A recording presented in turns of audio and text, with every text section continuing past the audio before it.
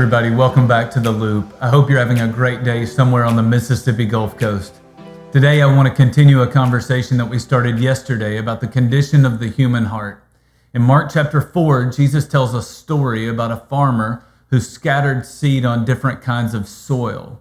If the soil isn't right, things won't grow in that soil. Jesus uses this analogy to help us understand that if our hearts aren't right, the things of God will not grow in our lives.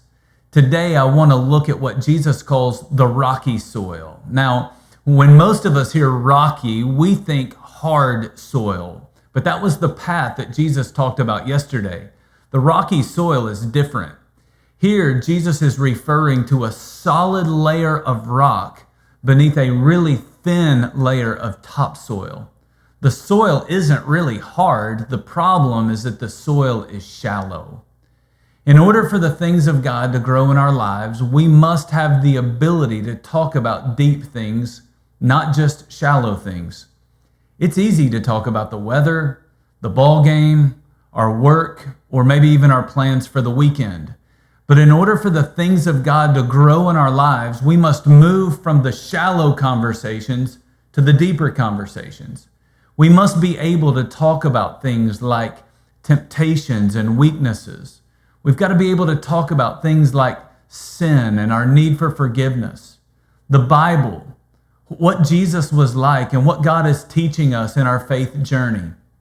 As we develop the ability to talk about the deeper issues of life, we create a heart that allows the things of God to flourish in our lives. As we wrap it up today, I want to ask you to evaluate your heart. In Psalm chapter 139, verses 23 and 24, the psalmist wrote this: "Search me, God, and know my heart. Test me and know my anxious thoughts. See if there is any offensive way in me, and lead me in the way everlasting." Maybe today you could make that your prayer. Just ask God to search your heart. Ask Him to reveal to you if there is any part of your heart that is shallow. Is there anything in there that will prevent the things of God from growing in your life? If God reveals to you that you struggle with a shallow heart, I want you to do something about it. Start tonight by talking to your spouse or your kids about the deeper things of life.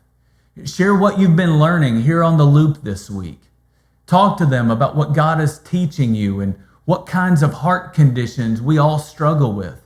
It may be a little uncomfortable at first, especially if you've never had these kinds of conversations before. But if you take this step, God may not only go to work in your life, He may start to work in their life in a fresh new way as well.